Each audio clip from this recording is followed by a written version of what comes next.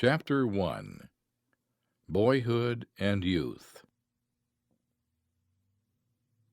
My grandfather, on my father's side, was of almost purely Dutch blood. When he was young, he still spoke some Dutch, and Dutch was last used in the services of the Dutch Reformed Church in New York while he was a small boy. About 1644, his ancestor, Claes Martensen van Roosevelt, came to New Amsterdam as a settler, the euphemistic name for an immigrant who came over in the steerage of a sailing ship in the 17th century, instead of the steerage of a steamer in the 19th century. From that time, for the next 7 generations, from father to son, every one of us was born on Manhattan Island. My father's paternal ancestors were of Holland stock, except that there was one named Waldron, a wheelwright, who was one of the pilgrims who remained in Holland when the others came over to found Massachusetts, and who then accompanied the Dutch adventurers to New Amsterdam. My father's mother was a Pennsylvanian. Her forebears had come to Pennsylvania with William Penn, some in the same ship with him. They were of the usual type of the immigration of that particular place and time. They included Welsh and English Quakers, an Irishman with a Celtic name and apparently not a Quaker, and peace-loving Germans, who were among the founders of Germantown, having been driven from their Rhineland homes when the armies of Louis XIV ravaged the Palatinate, and in addition representatives of a by no means altogether peaceful people, the Scotch-Irish, who came to Pennsylvania a little later, early in the 18th century. My grandmother was a woman of singular sweetness and strength, the keystone of the arch in her relations with her husband and sons. Although she was not herself Dutch, it was she who taught me the only Dutch I ever knew, a baby song of which the first line ran, Trippa, Tropa, Trongus. I always remembered this, and when I was in East Africa, it proved a bond of union between me and the Boer settlers, not a few of whom knew it, although at first they always had difficulty in understanding my pronunciation, at which I do not wonder. It was interesting to meet these men, whose ancestors had gone to the Cape about the time that mine went to America, 2 centuries and a half previously, and to find that the descendants of the 2 streams of emigrants still croon to their children some, at least, of the same nursery songs. Of my great-grandfather Roosevelt and his family life a century and over ago, I know little beyond what is implied in some of his books that have come down to me. The Letters of Junius, a biography of John Paul Jones, Chief Justice Marshall's Life of Washington.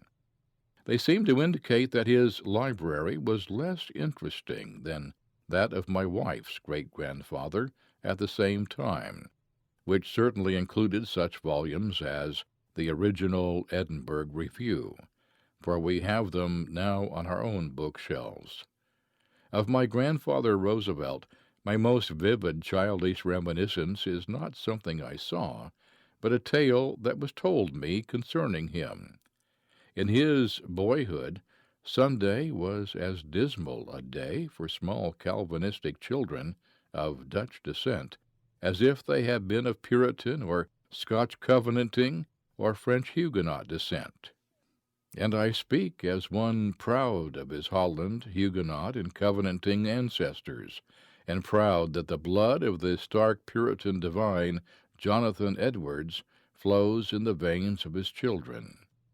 One summer afternoon, after listening to an unusually long Dutch Reform sermon for the second time that day, my grandfather, a small boy, running home before the congregation had dispersed, ran into a party of pigs, which then wandered free in New York streets. He promptly mounted a big boar which no less promptly bolted and carried him at full speed through the midst of the outraged congregation. By the way, one of the Roosevelt documents which came down to me illustrates the change that has come over certain aspects of public life since the time which pessimists term the earlier and better days of the Republic.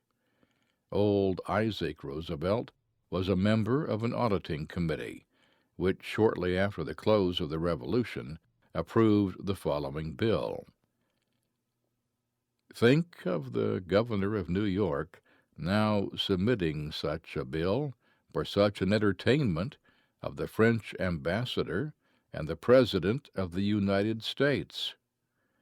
Falstaff's views of the proper proportions between sack and bread are borne out by the proportion between the number of bowls of punch and bottles of port, Madeira, and beer consumed, and the coffee for 8 gentlemen, apparently the only ones who lasted through to that stage of the dinner. Especially admirable is the nonchalant manner in which, obviously as a result of the drinking of said bottles of wine and bowls of punch, it is recorded that 8 cut-glass decanters and 60 wine glasses were broken. During the Revolution, some of my forefathers, North and South, served respectably but without distinction in the Army, and others rendered similar service in the Continental Congress or in various local legislatures. By that time, those who dwelt in the North were for the most part merchants, and those who dwelt in the South, planters. My mother's people were predominantly of Scotch, but also of Huguenot and English descent. She was a Georgian, her people having come to Georgia from South Carolina before the Revolution.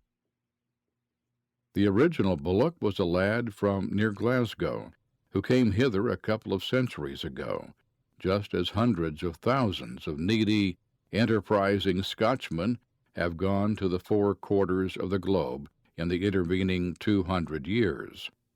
My mother's great-grandfather, Archibald Bullock, was the first revolutionary president of Georgia.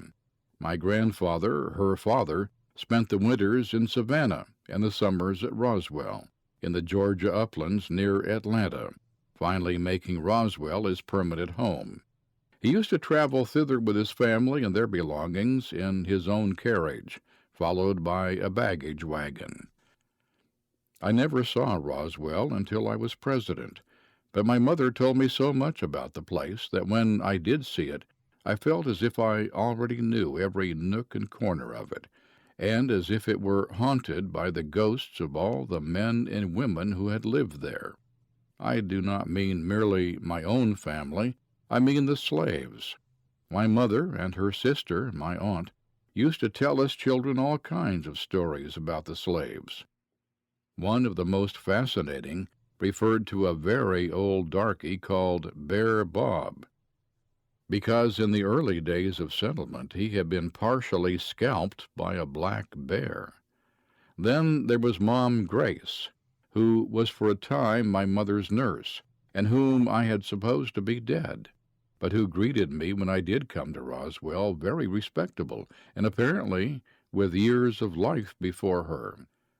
The 2 chief personages of the drama that used to be repeated to us were Daddy Luke, the Negro overseer, and his wife, Mom Charlotte. I never saw either Daddy Luke or Mom Charlotte, but I inherited the care of them when my mother died. After the close of the war, they resolutely refused to be emancipated or leave the place. The only demand they made upon us was enough money annually to get a new critter, that is, a mule.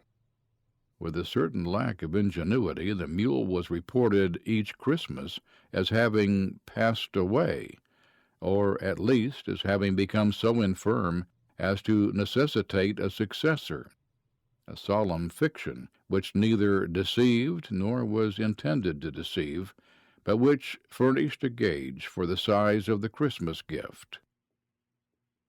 My maternal grandfather's house was on the line of Sherman's march to the sea, and pretty much everything in it that was portable was taken by the boys in blue, including most of the books in the library.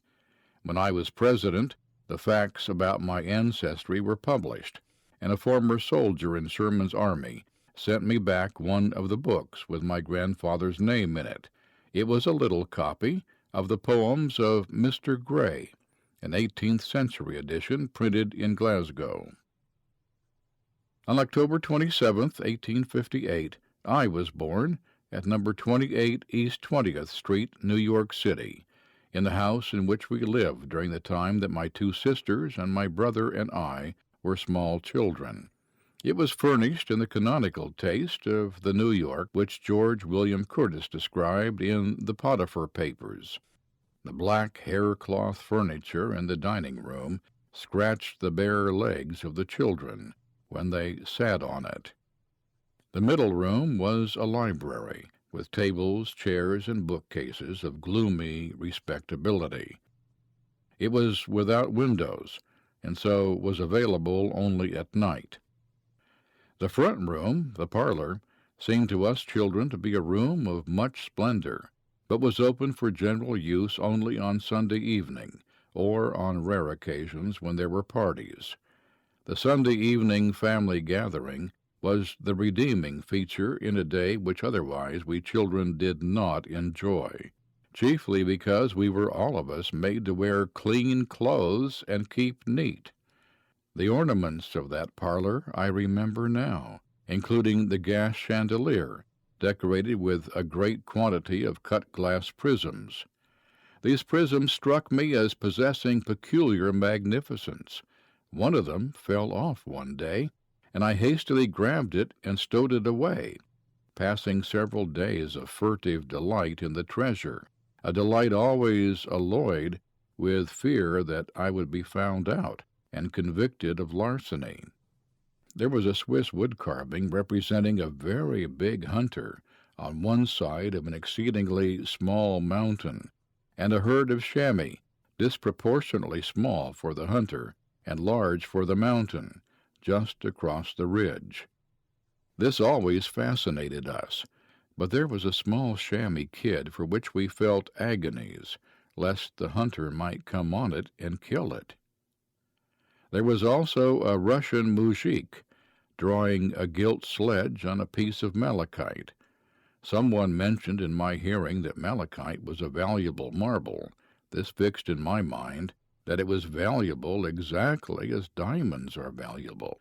I accepted that moujik as a priceless work of art, and it was not until I was well in middle age that it occurred to me that I was mistaken.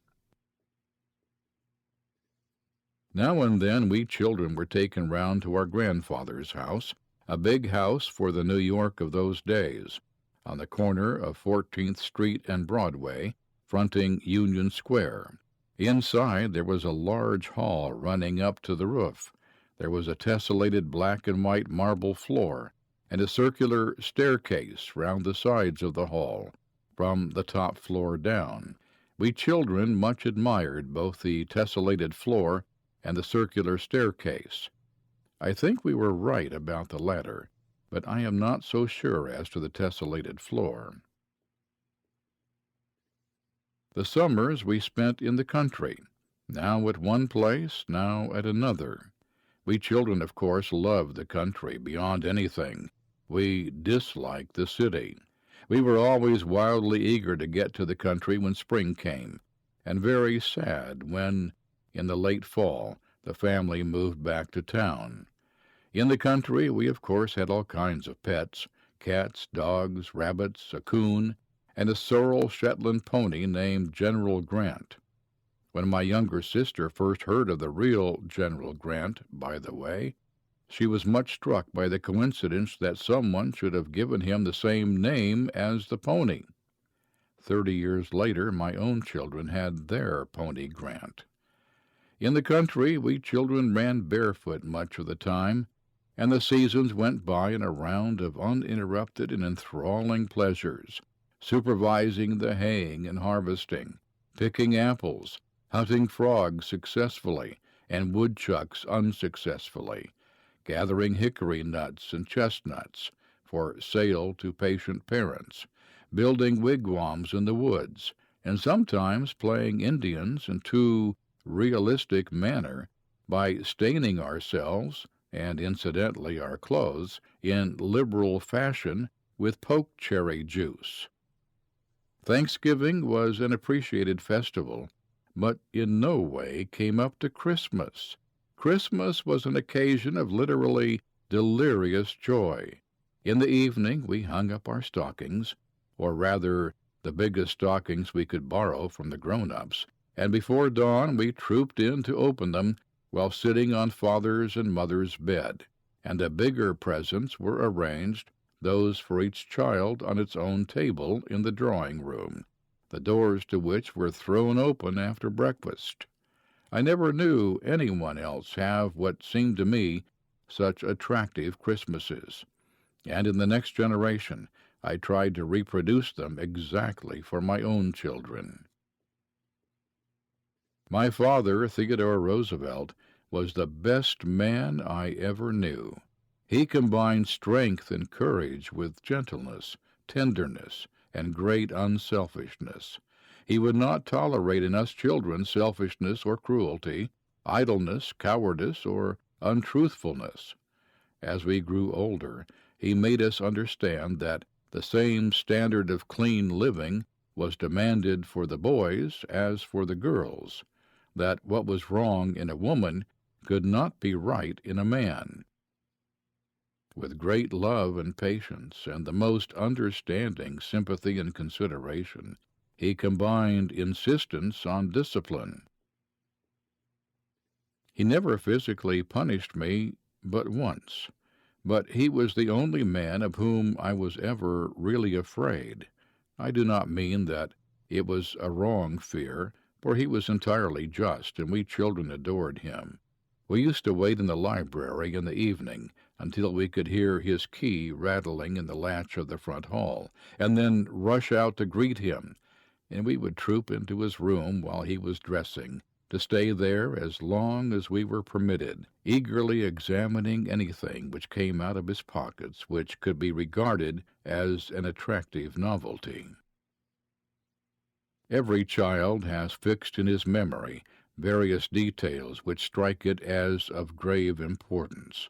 The trinkets he used to keep in a little box on his dressing table, we children always used to speak of as treasures. The word, and some of the trinkets themselves, passed on to the next generation. My own children, when small, used to troop into my room while I was dressing, and the gradually accumulating trinkets in the ditty box, the gift of an enlisted man in the Navy, always excited rapturous joy.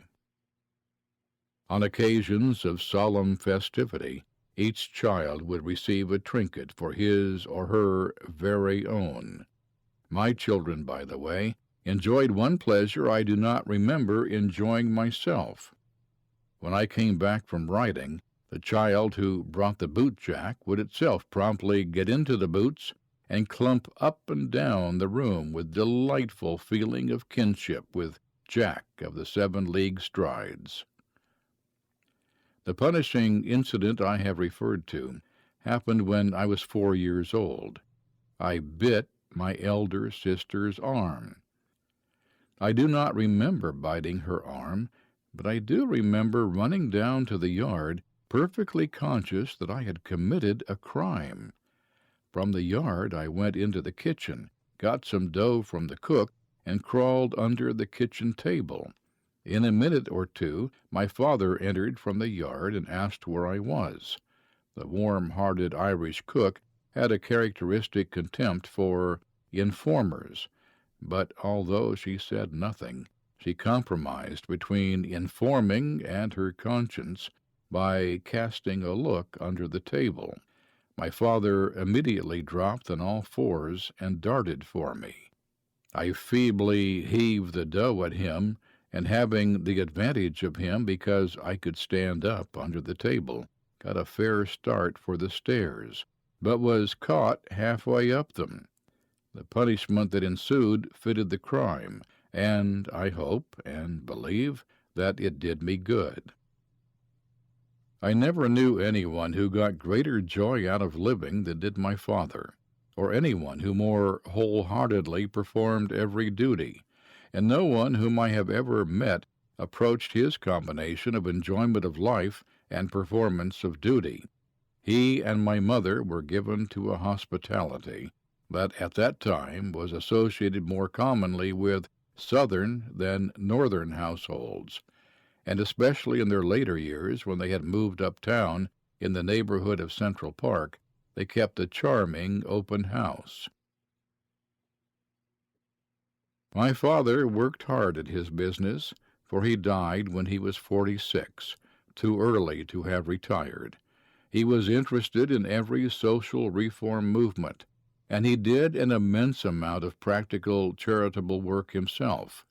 He was a big, powerful man, with a leonine face, and his heart filled with gentleness for those who needed help or protection, and with the possibility of much wrath against a bully or an oppressor. He was very fond of riding, both on the road and across the country, and was also a great whip. He usually drove 4 in hand, or else a spike team, that is, a pair with the third horse in the lead. I do not suppose that such a team exists now. The trap that he drove we always called the high phaeton. The wheels turned under in front. I have it yet. He drove long-tailed horses, harnessed loose in light American harness, so that the whole rig had no possible resemblance to anything that could be seen now. My father always excelled in improving every spare half hour or 3/4 of an hour, whether for work or enjoyment. Much of his 4-in-hand driving was done in the summer afternoons, when he would come out on the train from his business in New York. My mother and 1 or perhaps 2 of us children might meet him at the station. I can see him now, getting out of the car in his linen duster, jumping into the wagon, and instantly driving off at a rattling pace, the duster sometimes bagging like a balloon. The 4-in-hand, as can be gathered from the above description, did not in any way, in his eyes, represent possible pageantry. He drove it because he liked it. He was always preaching caution to his boys, but in this respect he did not practice his preaching overmuch himself, and being an excellent whip, he liked to take chances. Generally they came out all right. Occasionally they did not. But he was even better at getting out of a scrape than into it. Once, when we were driving into New York late at night, the leaders stopped. He flicked them, and the next moment we could dimly make out that they had jumped. It then appeared that the street was closed, and that a board had been placed across it, resting on 2 barrels, but without a lantern. Over this board the leaders had jumped, and there was considerable excitement before we got the board taken off the barrels and resumed our way. When in the city on Thanksgiving or Christmas, my father was very apt to drive my mother and a couple of friends up to the racing park to take lunch, but he was always back in time to go to the dinner at the newsboys' lodging house, and not infrequently also to Miss Sattery's night school for little Italians. At a very early age we children were taken with him, and were required to help. He was a staunch friend of Charles Loring Brace, and was particularly interested in the newsboys' lodging house, and in the night schools, and in getting the children off the streets and out on farms in the West. When I was president, the governor of Alaska under me, Governor Brady, was one of these ex-newsboys who had been sent from New York out west by Mr. Brace and my father. My father was greatly interested in the societies to prevent cruelty to children and cruelty to animals. On Sundays he had a mission class. On his way to it, He used to drop us children at our Sunday school in Dr. Adams' Presbyterian Church on Madison Square. I remember hearing my aunt, my mother's sister, saying that when he walked along with us children, he always reminded her of Greatheart in Bunyan. Under the spur of his example, I taught a mission class myself for 3 years before going to college, and for all 4 years that I was in college. I do not think I made much of a success of it, but the other day, on getting out of a taxi in New York, the chauffeur spoke to me and told me that he was one of my old Sunday school pupils. I remembered him well, and was much pleased to find that he was an ardent bull mooser. My mother, Martha Bullock, was a sweet, gracious, beautiful Southern woman, a delightful companion, and beloved by everybody. She was entirely unreconstructed to the day of her death. Her mother, my grandmother, one of the dearest of old ladies, lived with us, and was distinctly overindulgent to us children, being quite unable to harden her heart towards us, even when the occasion demanded it. Towards the close of the Civil War, although a very small boy, I grew to have a partial but alert understanding of the fact that the family were not one in their views about that conflict, my father being a strong Lincoln Republican. And once, when I felt that I had been wronged by maternal discipline during the day, I attempted a partial vengeance by praying with loud fervor for the success of the Union arms, when we all came to say our prayers before my mother in the evening. She was not only a most devoted mother, but was also blessed with a strong sense of humor, and she was too much amused to punish me. But I was warned not to repeat the offense, under penalty of my father's being informed, he being the dispenser of serious punishment. Morning prayers were with my father. We used to stand at the foot of the stairs, and when father came down, we called out, "I speak for you and the cubbyhole, too." There were 3 of us young children, and we used to sit with father on the sofa while he conducted morning prayers. The place between father and the arm of the sofa we called the cubbyhole.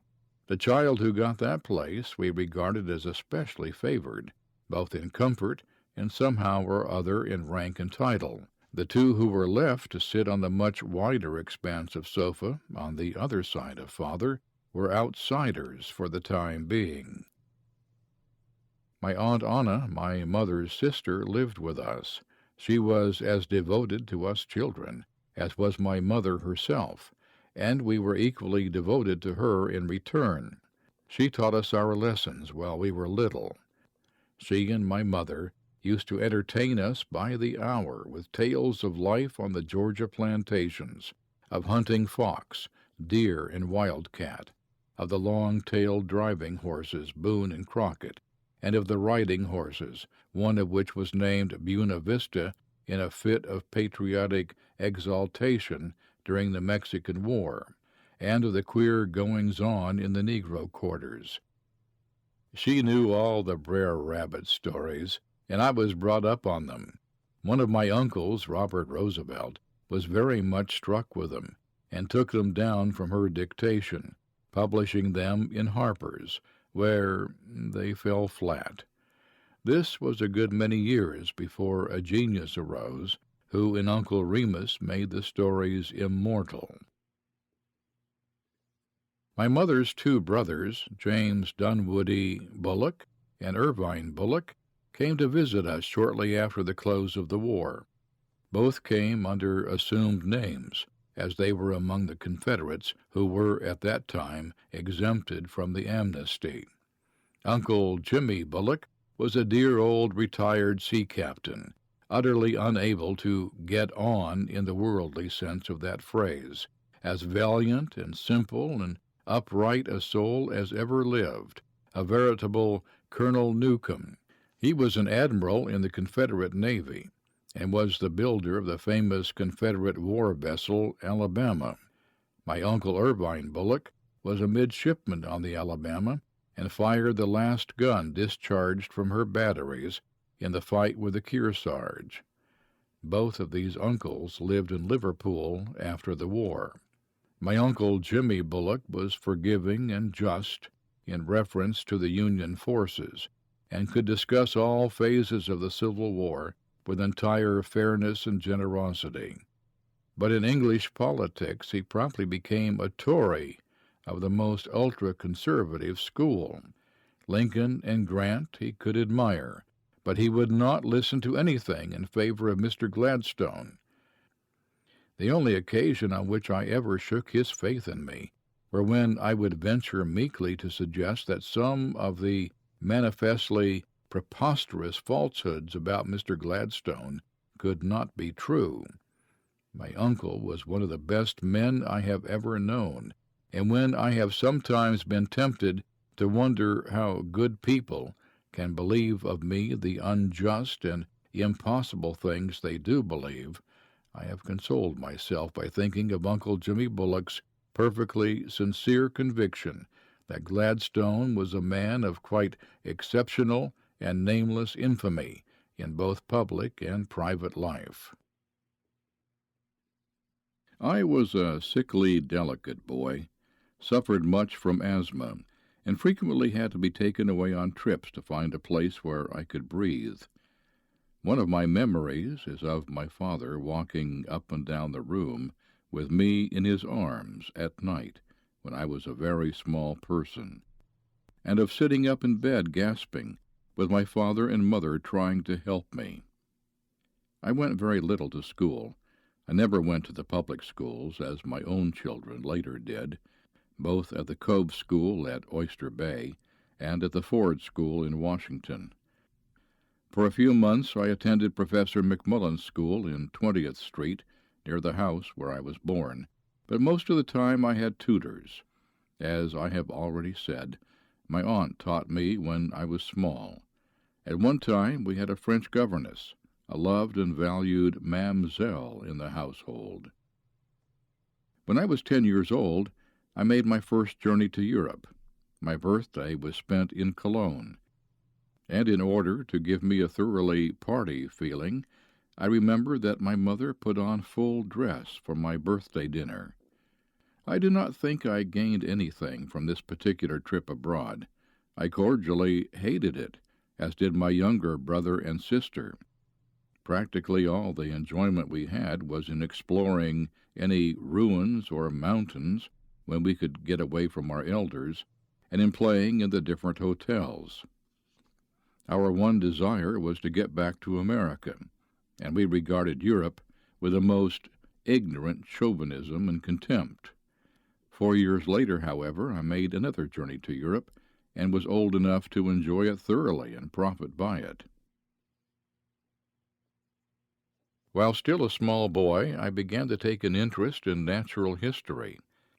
I remember distinctly the first day that I started on my career as zoologist. I was walking up Broadway, and as I passed the market to which I used sometimes to be sent before breakfast to get strawberries, I suddenly saw a dead seal laid out on a slab of wood.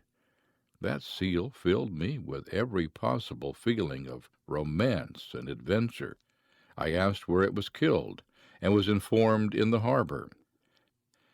I had already begun to read some of Mayne Reid's books and other boys' books of adventure, and I felt that this seal brought all these adventures in realistic fashion before me.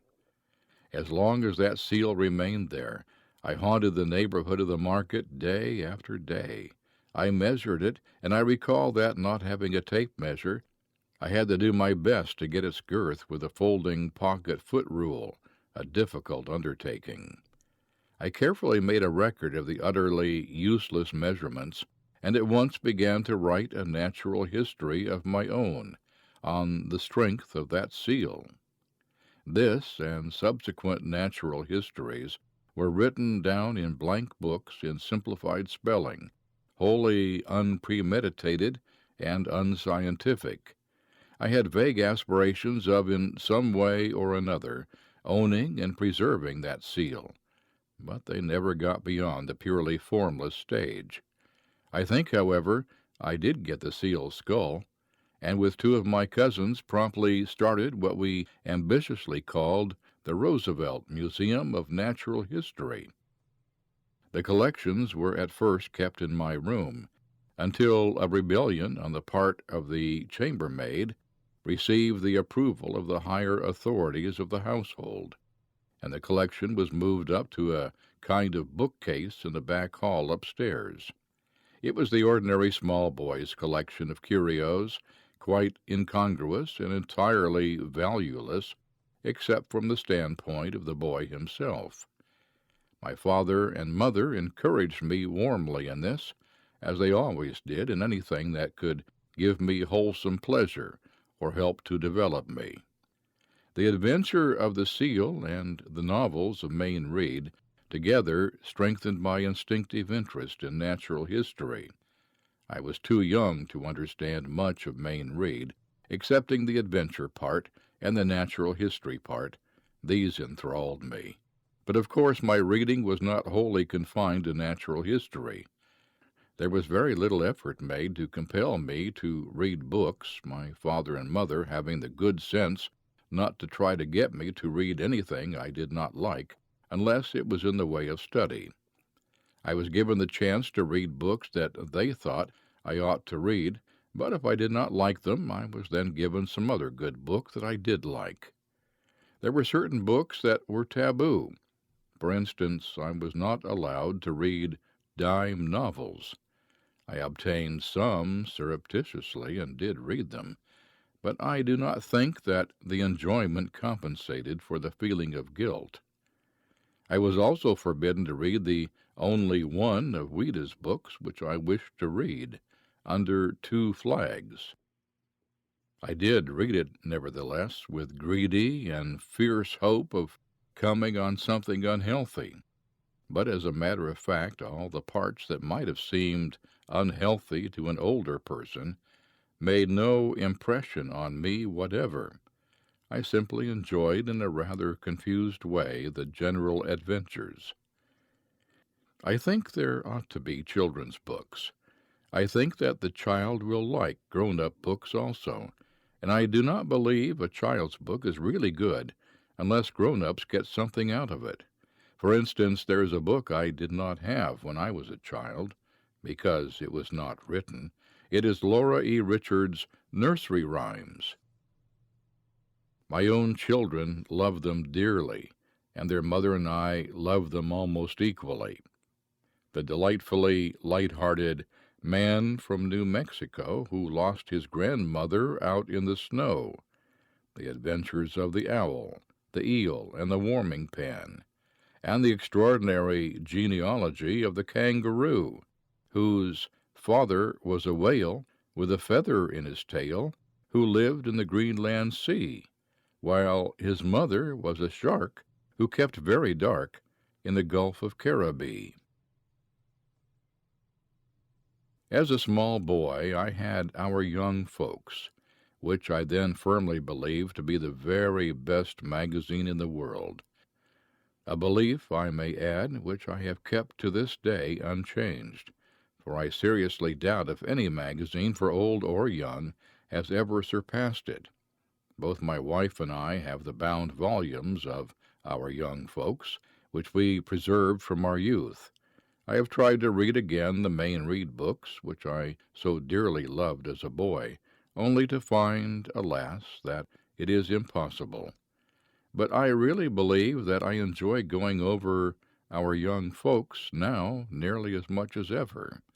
Castaway in the Cold, Grandfather's Struggle for a Homestead, the William Henry Letters, and a dozen others like them were first class, good, healthy stories, interesting in the first place, and in the next place teaching manliness, decency, and good conduct.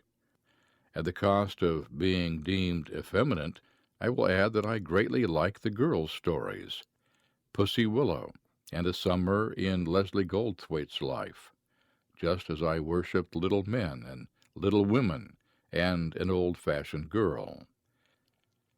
This enjoyment of the gentler side of life did not prevent my reveling in such tales of adventures as Ballantyne's stories or Marryat's Midshipman Easy.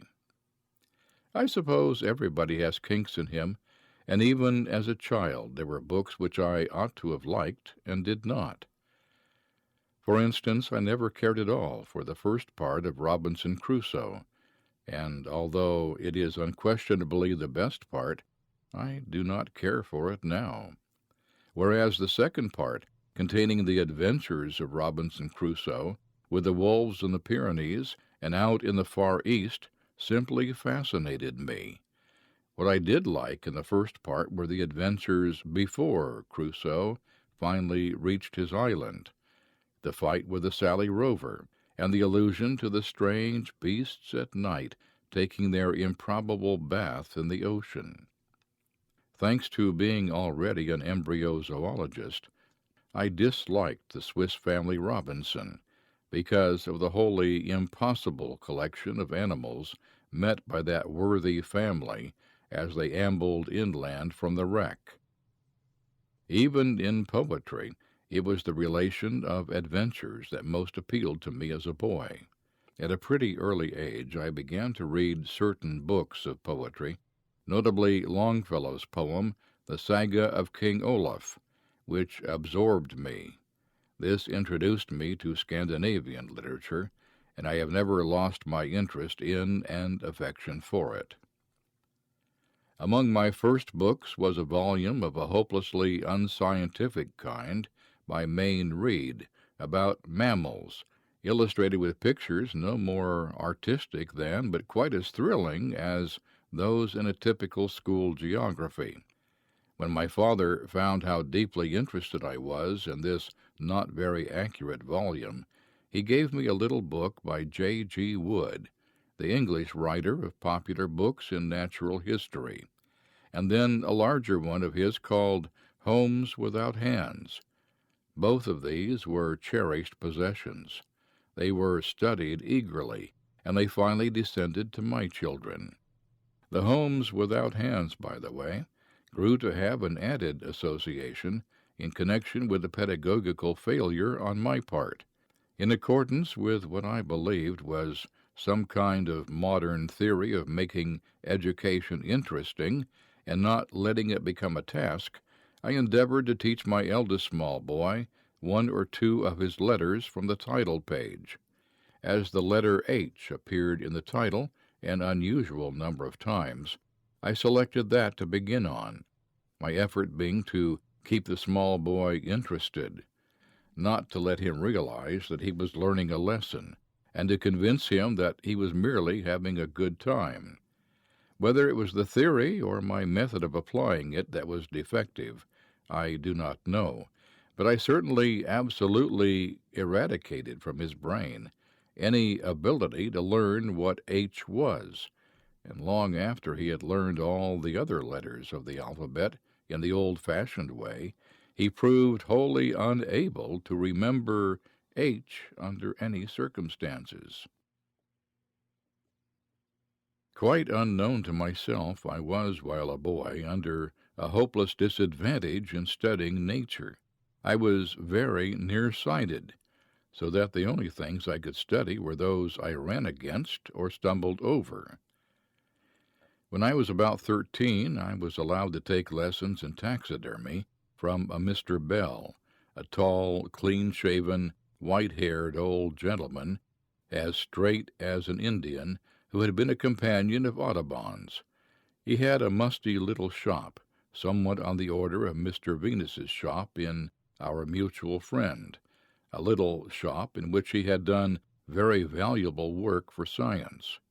This vocational study, as I suppose it would be called by modern educators, spurred and directed my interest in collecting specimens for mounting and preservation.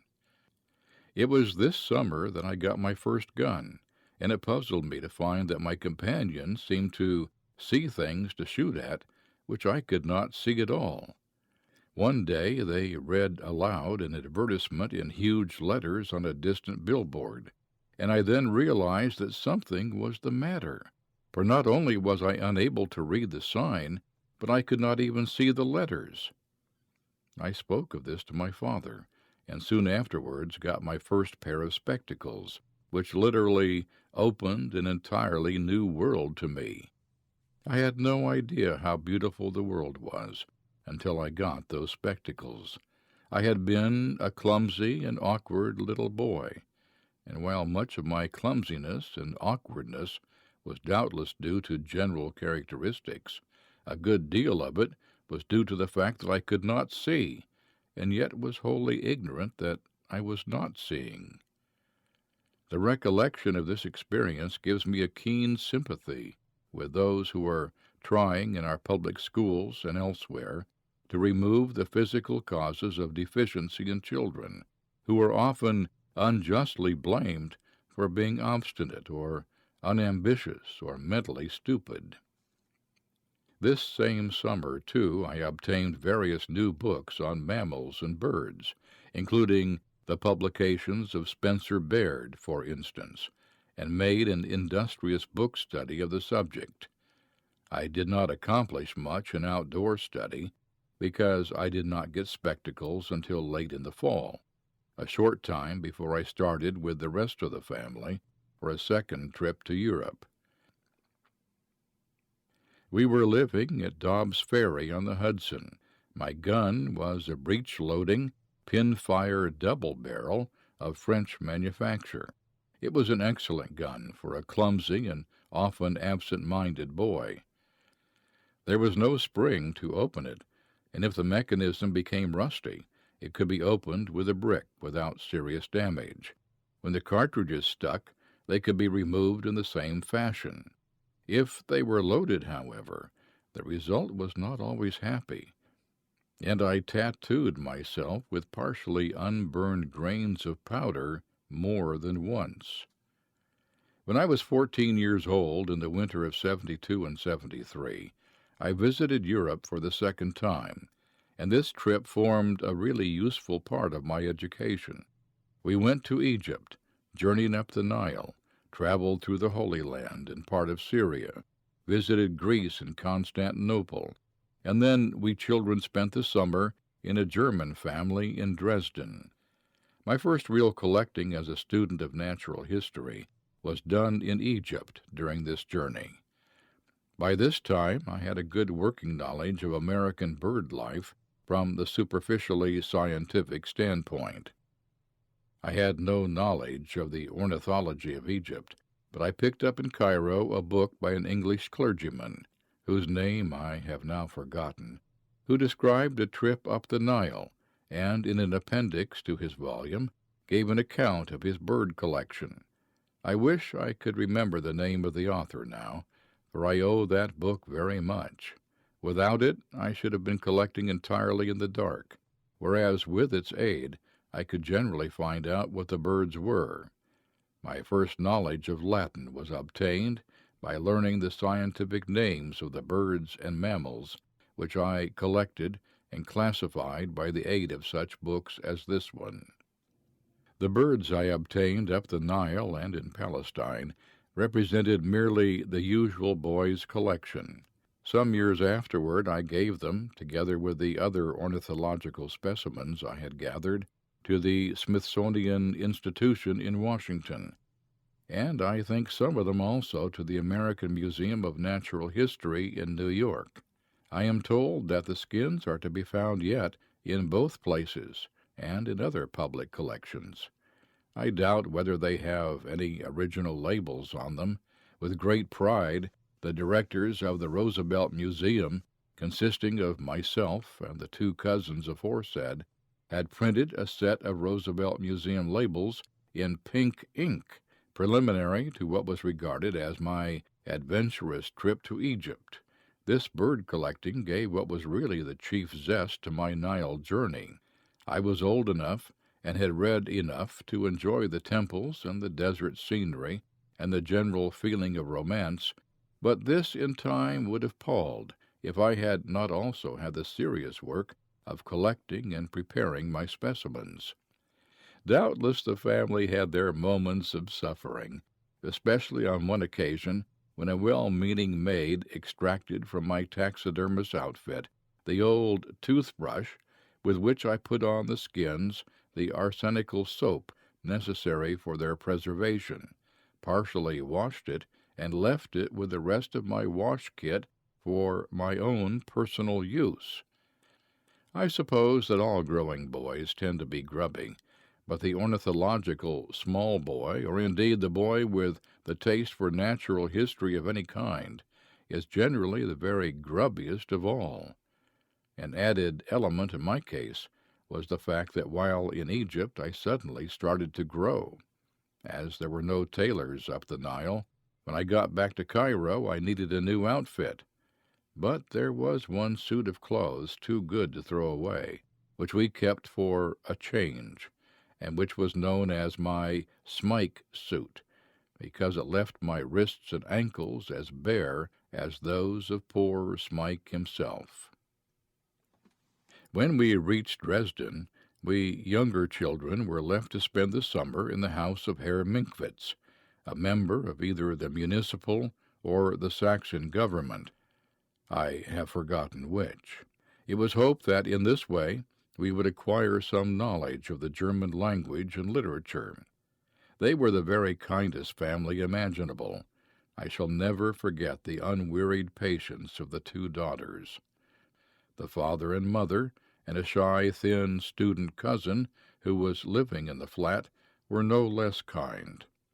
Whenever I could get out into the country, I collected specimens industriously, and enlivened the household with hedgehogs and other small beasts and reptiles which persisted in escaping from partially closed bureau drawers. The two sons were fascinating students from the University of Leipzig, both of them belonging to dueling corps, and much scarred in consequence. One, a famous swordsman, was called Der Rote Herzog, the Red Duke, and the other was nicknamed Herr Nashorn, Sir Rhinoceros, because the tip of his nose had been cut off in a duel and sewn on again. I learned a good deal of German here, in spite of myself, and above all I became fascinated with the Nibelungenlied. German prose never became really easy to me in the sense that French prose did, but for German poetry I cared as much as for English poetry. Above all, I gained an impression of the German people which I never got over. From that time to this, it would have been quite impossible to make me feel that the Germans were really foreigners. The affection, the Gemütlichkeit, a quality which cannot be exactly expressed by any single English word, the capacity for hard work, the sense of duty, the delight in studying literature and science, the pride in the new Germany, the more than kind and friendly interest in three strange children, all these manifestations of the German character and of German family life made a subconscious impression upon me, which I did not in the least define at the time, but which is very vivid still 40 years later. When I got back to America at the age of 15, I began serious study to enter Harvard under Mr. Arthur Cutler, who later founded the Cutler School in New York. I could not go to school because I knew so much less than most boys of my age in some subjects and so much more in others. In science and history and geography, and in unexpected parts of German and French, I was strong, but lamentably weak in Latin and Greek and mathematics. My grandfather had made his summer home in Oyster Bay a number of years before, and my father now made Oyster Bay the summer home of his family also. Along with my college preparatory studies, I carried on the work of a practical student of natural history. I worked with greater industry than either intelligence or success, and made very few additions to the sum of human knowledge. But to this day certain obscure ornithological publications may be found, in which are recorded such items as, for instance, that on one occasion a fish crow, and on another an Ipswich sparrow, were obtained by one Theodore Roosevelt, Jr., at Oyster Bay, on the shore of Long Island Sound. In the fall of 1876 I entered Harvard, graduating in 1880. I thoroughly enjoyed Harvard, and I am sure it did me good, but only in the general effect, for there was very little in my actual studies which helped me in after life. More than one of my own sons have already profited by their friendship with certain of their masters in school or college. I certainly profited by my friendship with one of my tutors, Mr. Cutler, and in Harvard I owed much to the professor of English, Mr. A. S. Hill. Doubtless through my own fault, I saw almost nothing of President Eliot and very little of the professors. I ought to have gained much more than I did gain from writing the themes in forensics. My failure to do so may have been partly due to my taking no interest in the subjects. Before I left Harvard, I was already writing 1 or 2 chapters of a book I afterwards published on the Naval War of 1812.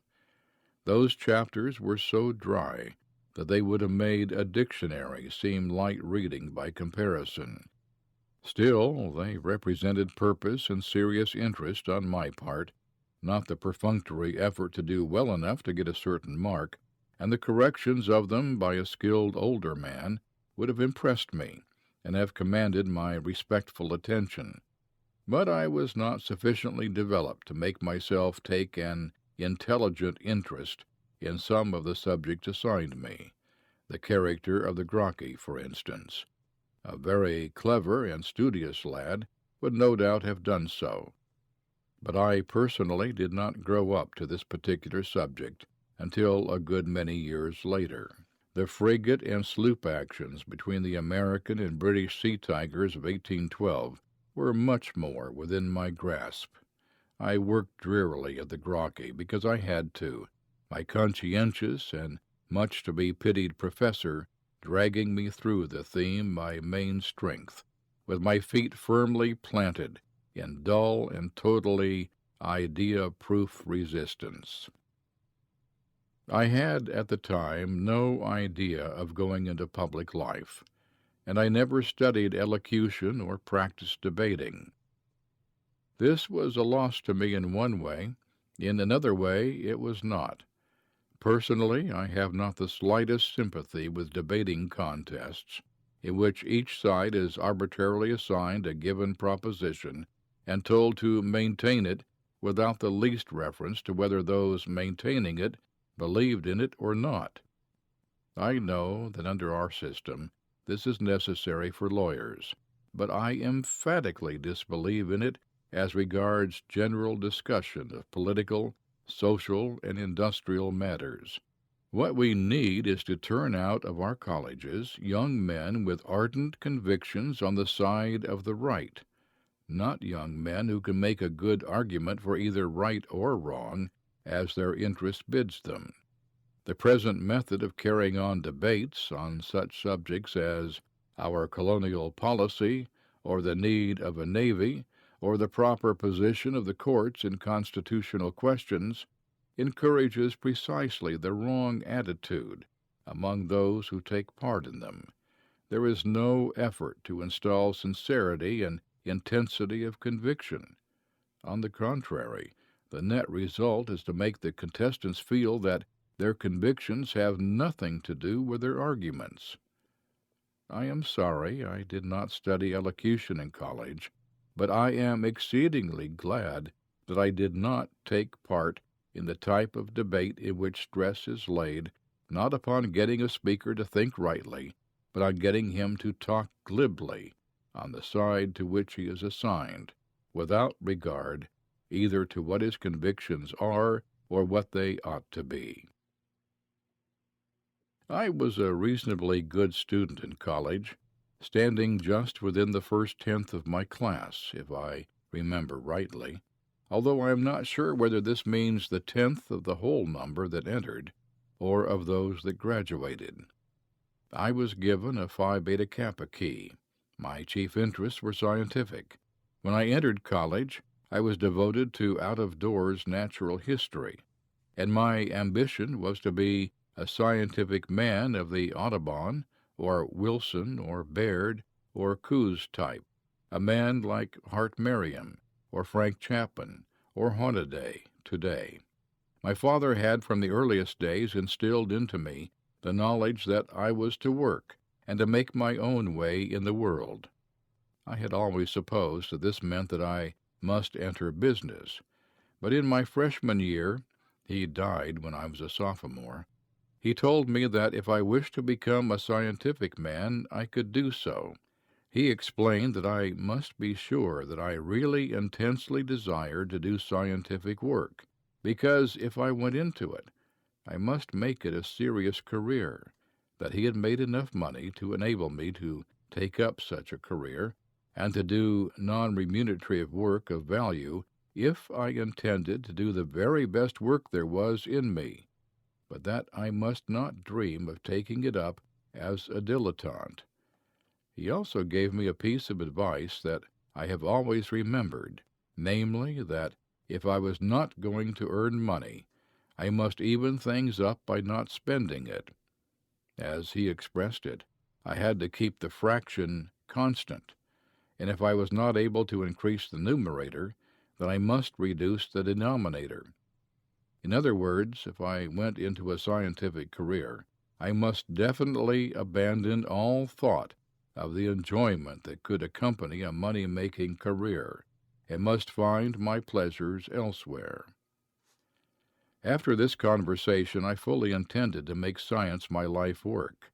I did not, for the simple reason that at that time Harvard, and I suppose our other colleges, utterly ignored the possibilities of the faunal naturalist, the outdoor naturalist and observer of nature.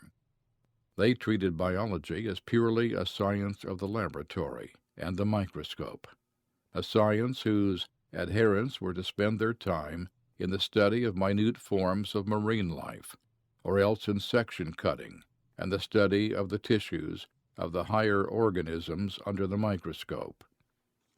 This attitude was, no doubt, in part due to the fact that in most colleges then, there was a not always intelligent copying of what was done in the great German universities. The sound revolt against superficiality of study had been carried to an extreme. Thoroughness and minutiae as the only end of study had been erected into a fetish. There was a total failure to understand the great variety of kinds of work that could be done by naturalists, including what could be done by outdoor naturalists, the kind of work which Hart Merriam and his assistants in the Biological Survey have carried to such a high degree of perfection as regards North American mammals. In the entirely proper desire to be thorough and to avoid slipshod methods, the tendency was to treat as not serious, as unscientific, any kind of work that was not carried on with laborious minuteness in the laboratory. My taste was specialized in a totally different direction, and I had no more desire or ability to be a microscopist and section cutter than to be a mathematician. Accordingly, I abandoned all thought of becoming a scientist. Doubtless this meant that I really did not have the intense devotion to science which I thought I had, for if I had possessed such devotion, I would have carved out a career for myself somehow, without regard to discouragements. As regards political economy, I was, of course, while in college, taught the laissez-faire doctrines, one of them being free trade, then accepted as canonical. Most American boys of my age were taught both by their surroundings and by their studies certain principles which were very valuable from the standpoint of national interest, and certain others which were very much the reverse. The political economists were not especially to blame for this. It was the general attitude of the writers who wrote for us of that generation. Take my beloved Our Young Folks, the magazine of which I have already spoken, and which taught me much more than any of my textbooks. Everything in this magazine instilled the individual virtues, and the necessity of character as the chief factor in any man's success, a teaching which I now believe as sincerely as ever, for all the laws that the wit of man can devise will never make a man a worthy citizen unless he has within himself the right stuff, unless he has self-reliance, energy, courage, the power of insisting on his own rights, and the sympathy that makes him regardful of the rights of others. All this individual morality I was taught by the books I read at home and the books I studied at Harvard, but there was almost no teaching of the need for collective action, and of the fact that in addition to, not as a substitute for, individual responsibility, there is a collective responsibility. Books such as Herbert Croly's Promise of American Life and Walter E. Weil's New Democracy would generally at that time have been treated either as unintelligible or else as pure heresy. The teaching which I received was genuinely democratic in one way. It was not so democratic in another. I grew into manhood thoroughly imbued with the feeling that a man must be respected for what he made of himself. But I had also, consciously or unconsciously, been taught that socially and industrially, pretty much the whole duty of the man lay in thus making the best of himself, that he should be honest in his dealings with others, and charitable in the old-fashioned way to the unfortunate, but that it was no part of his business to join with others in trying to make things better for the many by curbing the abnormal and excessive development of individualism in a few. Now, I do not mean that this training was by any means all bad. On the contrary, the insistence upon individual responsibility was, and is, and always will be, a prime necessity. Teaching of the kind I absorb from both my textbooks and my surroundings is a healthy anti-scorbutic to the sentimentality which, by complacently excusing the individual for all his shortcomings, would finally hopelessly weaken the spring of moral purpose. It also keeps alive that virile vigor for the lack of which, in the average individual, no possible perfection of law or of community action can ever atone.